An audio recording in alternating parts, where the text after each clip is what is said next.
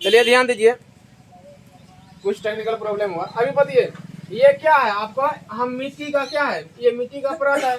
हम यहाँ माने यहाँ तक 1 मीटर है, फिर यहाँ तक कितना है 2 मीटर, यहाँ कितना है बोलिए 3 मीटर, फिर यहाँ क्या है 4 मीटर, फिर यहाँ 5 मीटर है ना। अभी 5 मीटर है, 6 मीटर, 7 मीटर, 8 मीटर, 1 मीटर बढ़ते जाएगा है ना। इसमें कहता है सवाल में, अगर आप 1 मीटर का खुदाई करते हैं तो आपको 150 रुपया देना पड़ेगा। कितना है इसका लागत, कितना है बोलिए 150। अगर फिर आप 2 मीटर खोद देते हैं तो आपको 50 रुपया और जोड़ लीजिए, कितना हो जाएगा बोलिए 200। फिर 1 मीटर और खुदाई करते हैं तो बोलिए 200 में और 50 जोड़ लीजिए, कितना होगा 250।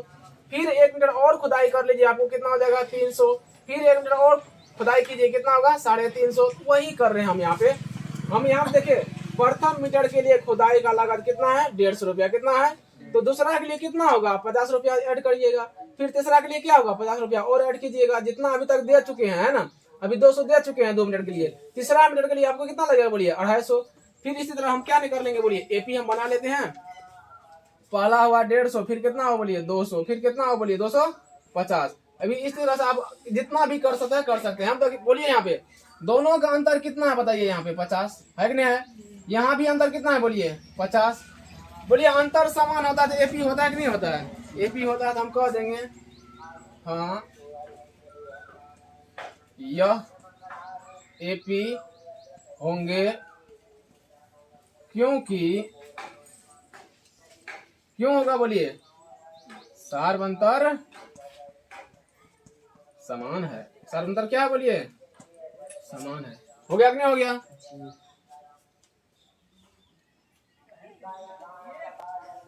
अब देखिए यहाँ पे क्या कहता है 1 का 4 में, खाते में प्रत्येक वर्ष मिश्र धन, जबकि 1000 रुपये की राशि 8% ब्याज की दर से चक्रवृद्धि ब्याज पर जमा की जाती है। कौन सा ब्याज बोलिए चक्रवृद्धि ब्याज। बोले समझिए किसको कहते हैं, कहते हैं चक्रवृद्धि। यानी चक्रवृद्धि लेने से चक्कर आ जाता है, क्या आता है चक्कर आ जाता है ना। कहा कि अगर जो आप पैसा लिए हैं या दिए हैं, लिए हैं या 10,000 हम मान लीजिए किसी को दिए हैं तो ये होगा आपको मूलधन। क्या होगा या किसी से 10,000 लिए हैं तो वो क्या होगा मूलधन। क्या होगा वो मूलधन। फिर मान लीजिए आपको इसमें दर दिया, कितना दिया है दर नहीं कहते कितना रुपया ब्याज दर देते हैं, 5 रुपया 3 रुपया कि 8 रुपया। ये दिया है 8 रुपया ब्याज दर। कितना दिया है 8 रुपया है ना। बोलिए ज्यादा है कि कम है, बहुत ज्यादा है ना। अब बोलिए समय तो नहीं कहा है, समय इसमें कहा है वार्षिक। वार्षिक का मतलब बोलिए साल। वार्षिक मतलब क्या होता है समय, यानी आपको हर एक साल देना है। कितना देना है बोलिए हर एक साल देना है। चक्रवृद्धि मतलब समझिए अगर हम लोग साधारण ब्याज लेते हैं, अगर हम लोग का है ना अगर साधारण ब्याज देंगे तो उसमें क्या होता है खाली आप महीना महीना आपको है ना इस पे खाली ब्याज निकलेगा। किस पे बोलिए मूलधन पे। लेकिन इसमें क्या होता है ब्याजों का ब्याज लगता है। क्या लगता है ब्याज का ब्याज है ना। अभी मान लीजिए 10,000 का ब्याज आपको 1 साल में हुआ 5, कितना हुआ मान लीजिए 500, कितना हुआ फिलहाल के लिए हम मान लेते हैं सपोज डेट है ना। गौरव बात होता है यहाँ नहीं होता है। अब यहाँ देखिए इतना का ब्याज 1 साल में कितना हुआ 500, कितना हुआ। अगर इतना का ब्याज आपको 1 साल में 500 होता है तो अगला साल के लिए आपको बोलिए ये 500 का भी ब्याज देना पड़ेगा। ये 500 का भी क्या देना पड़ेगा, यानी चक्रवृद्धि मतलब ब्याज का ब्याज, ब्याज का ब्याज।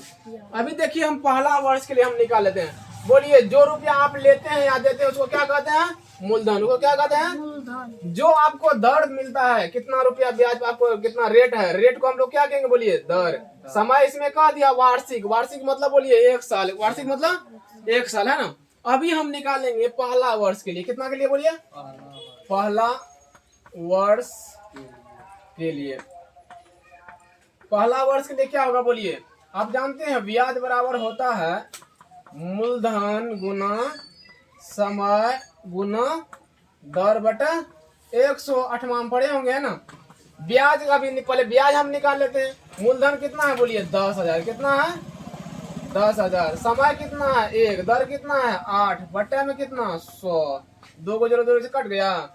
100 गुना 1 2100, 100 गुना 8 कितना हो बोलिए 800, कितना होगा 800। बोलिए 1 साल में 10,000 का ब्याज कितना आया बोलिए 800, कितना आया कितना आया 800।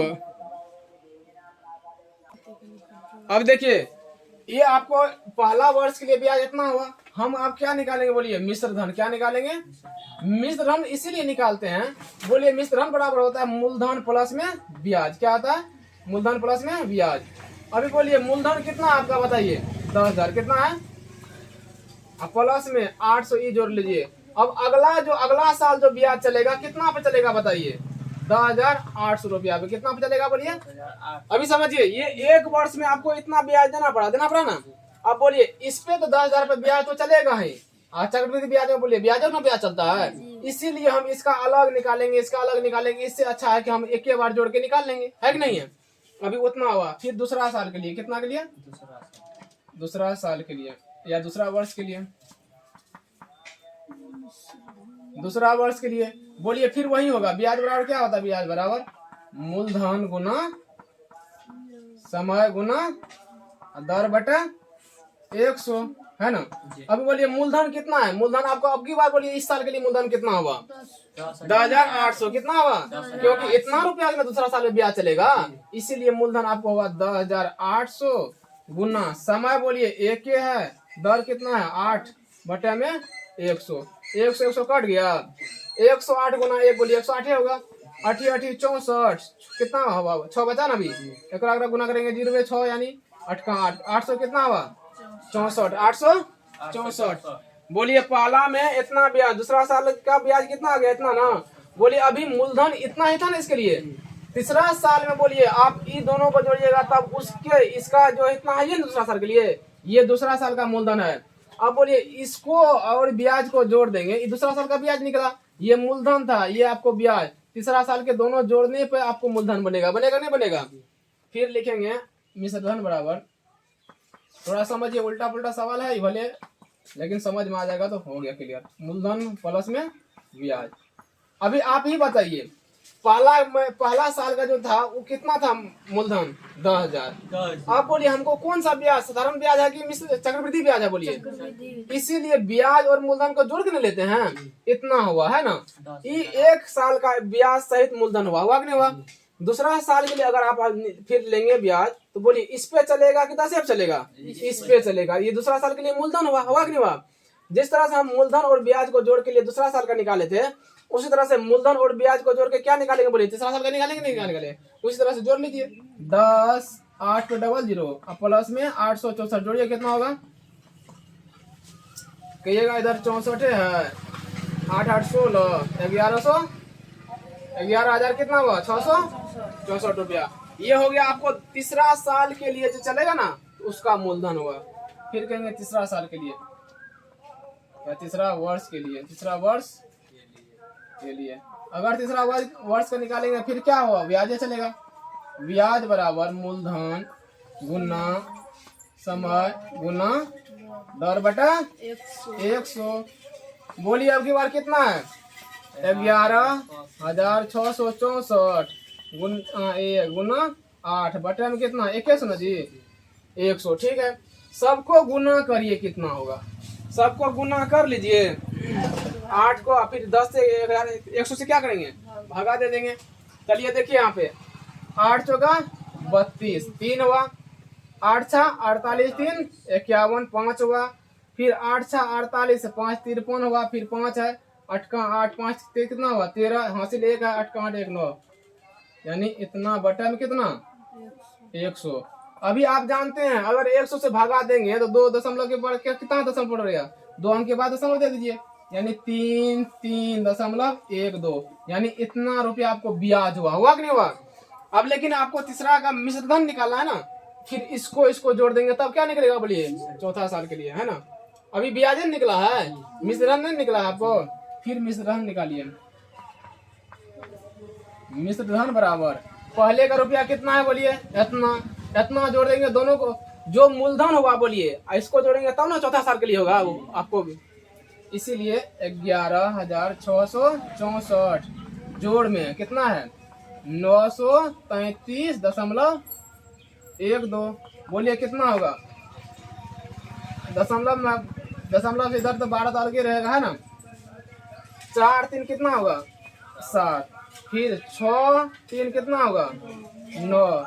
फिर कितना होगा बोलिए, 9 6 कितना होगा 15, 15 फिर एक हासिल है 11, एक कितना होगा बोलिए 12, होगा कि नहीं होगा। बोले इतना तक आप उतारिए। देखिए हम लोग फिर से एक बार समझ लेते हैं। ये आपको जो रुपया लिए हैं या दिए हैं उसको क्या कहेंगे, मूलधन। जो आपको रेट है उसको क्या कहेंगे बोलिए, दर। समय 1 वर्ष वार्षिक का कहा है। अगर देखिए चक्रवृद्धि ब्याज निकालेंगे, इसमें होता क्या है, आपको जो मूलधन है 1 साल तक उसी पे चलेगा। बोलिए अब कितना हुआ 800, कितना हुआ 1 साल का ब्याज कितना हुआ 800। अभी फिर कहता है कि जितना ये ब्याज हुआ ना, फिर अगर अगला साल के लिए अगर आप रखते हैं तो या आपको इसका तो देना ही पड़ेगा, प्लस में 800 का भी देना पड़ेगा, है कि नहीं। ये तो आपको इसका 10,000 का पैसा देना ही पड़ेगा ब्याज, लेकिन फिर इसका भी ब्याज चलेगा। इसी को हम कहते हैं चक्रवृद्धि ब्याज। ये हमें अभी जो क्या होता है, बिजली बिल आता है ना, इसमें यही चार्ज लगता है हम लोगों को। अगर पैसा रखे रहिए तो आप इसी का रेट चलेगा, तो वहां चलता रहेगा। तो आप बोले दूसरा साल के लिए हम कहेंगे इसको जोड़ के जितना होता है फिर उसका निकालेंगे ना ब्याज, फिर दूसरा के लिए ब्याज निकाले कितना हुआ इतना। फिर अगर आपको अभी देखिए 2 साल में आपको कितना पैसा देना पड़ेगा, 11,664। कितना देना पड़ेगा, 1 साल में आपको देना पड़ेगा 10,800। 2 साल में कितना देना पड़ेगा बोलिए। तीसरा के लिए अगर निकालेंगे तो इसका ब्याज इसमें जोड़ेंगे तब ना तीसरा के लिए निकालेंगे। वही हम किए तीसरा के लिए निकाले थे ना, यहाँ बोलिए इसका जोड़ के अगर ये आपको पहला का ब्याज पहला वर्ष का हो गया कंप्लीट, दूसरा के लिए आपको इसका प्लस इसका ब्याज निकाल के आप तब निकालिएगा तीसरा के लिए। फिर उसी तरह हम निकाल लिए यहाँ पे तीसरा, अगर 3 साल रखे तो आपको कितना देना पड़ा बोलिए, 12,597। होगा कि नहीं होगा। अब देखिए हम एपी बना लेते हैं ना। अगर हम एपी बनाते हैं, इसीलिए एपी बोलिए पहला वर्ष में कितना होगा 10,800। दूसरा में बोलिए कितना होगा 11,664। तीसरा के लिए कितना हुआ बोलिए 12,500, है ना। देखिए 97.12 है ना। इसी तरह बढ़ता जाएगा ना, बढ़ता जाएगा नहीं बढ़ जाएगा। अभी बोलिए इसका अंतर काफी अंतर है कि नहीं है। इसका अंतर बोलिए अंतर होगा कि नहीं होगा। अगर 1 पॉइंट का भी अंतर आ रहा है तो बोलिए वो एपी होगा, एपी नहीं होगा। इसका भी अंतर काफी चल रहा था ना। यदि कहिएगा सार्वंतर समान नहीं है, लिख दीजिए नहीं, अतः नहीं यह एपी नहीं है क्योंकि सार्वंतर समान नहीं है। सार्वंतर क्या नहीं है बोलिए, समान नहीं है। अब यहाँ तक लिख देंगे, हो जाएगा फाइनल।